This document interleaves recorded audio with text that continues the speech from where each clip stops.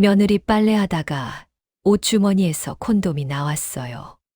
새 개들이인데 하나가 없었어요. 아들은 2년 전에 정관 수술을 했습니다. 그럼 이건 뭘까요? 여러분이라면 어떻게 하셨을까요? 저는 이렇게 했습니다. 이야기는 한 달 전으로 돌아갑니다. 저는 68세예요.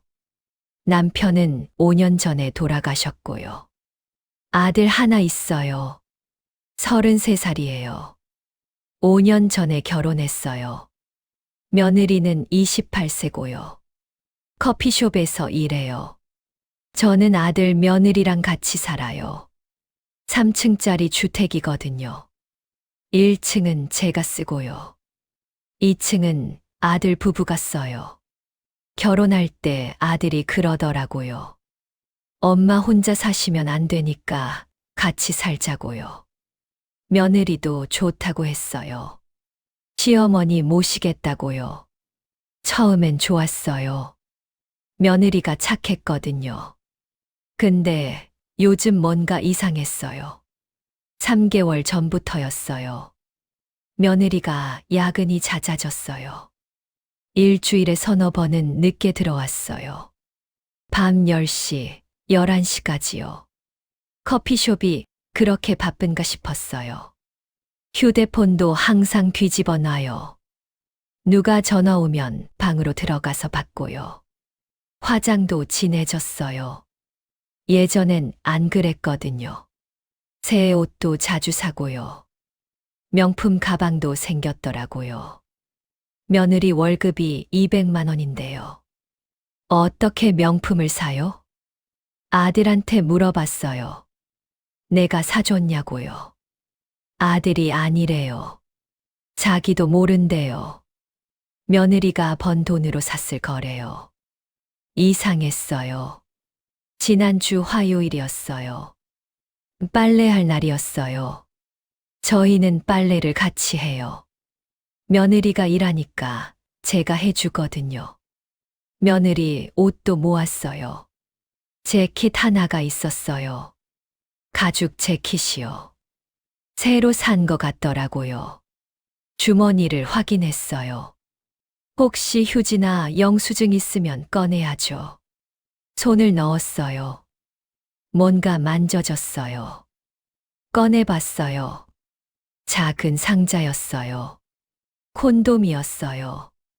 새 개들이 제품이요. 근데 하나가 없었어요. 2개만 남아있더라고요. 심장이 멎는 줄 알았어요. 손이 떨렸어요. 이게 뭐지? 며느리가 왜 콘돔을 가지고 있어요? 아들이랑 쓴 건가? 근데 아니에요. 아들은 2년 전에 정관 수술을 했거든요. 며느리랑 아들이 결혼 3년 차 되던 해였어요. 둘이 결정했대요. 아이를 안 갖기로요. 며느리가 원치 않았대요. 커리어 쌓고 싶다고요. 아들도 동의했고요. 그래서 정관 수술을 했어요. 그럼 콘돔이 필요 없잖아요. 근데 왜 며느리가 가지고 있어요? 그것도 하나를 썼어요. 누구랑요? 바로 아들한테 전화했어요. 지금 당장 집에 오라고요. 급한 일이래요. 아들이 놀라서 물었어요. 무슨 일이냐고요. 와보면 안다고 했어요. 1시간 뒤에 아들이 왔어요. 뭔데 그러냐고요. 보여줬어요. 콘돔 상자를요. 며느리 재킷 주머니에서 나왔다고요. 아들 얼굴이 하얗게 변했어요.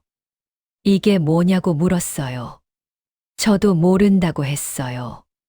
너희 둘이 쓴 거 아니냐고요. 아들이 고개를 저었어요. 자기는 정관 수술했다고요. 필요 없다고요. 그럼 이게 뭐냐고요. 아들도 모르겠대요. 며느리한테 물어보자고 했어요. 아들이 며느리한테 전화했어요.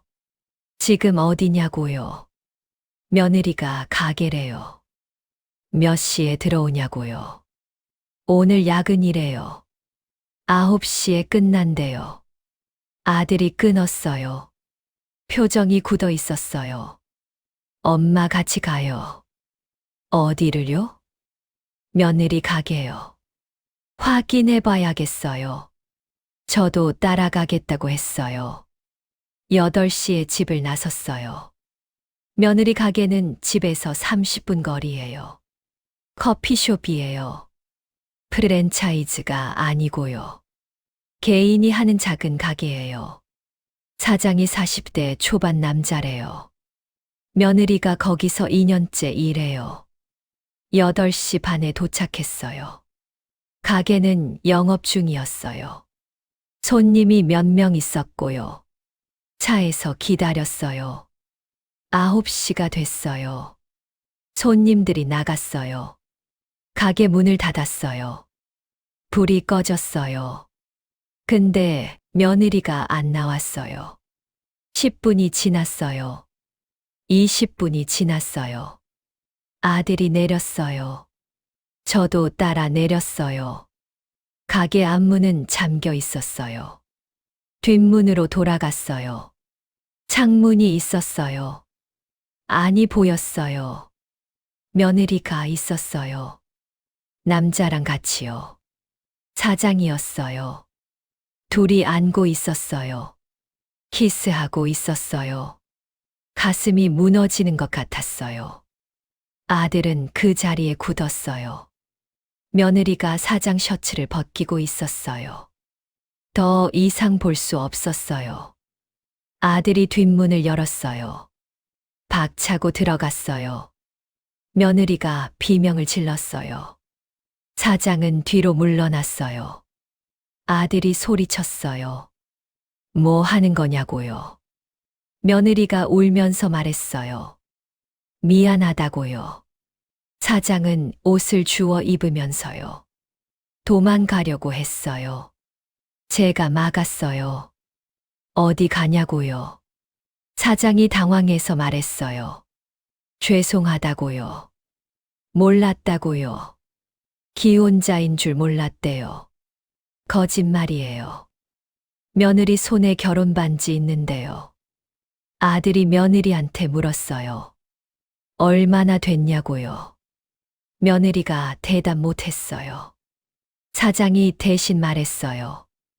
6개월 됐대요. 6개월이요. 반년 동안 저희를 속인 거예요.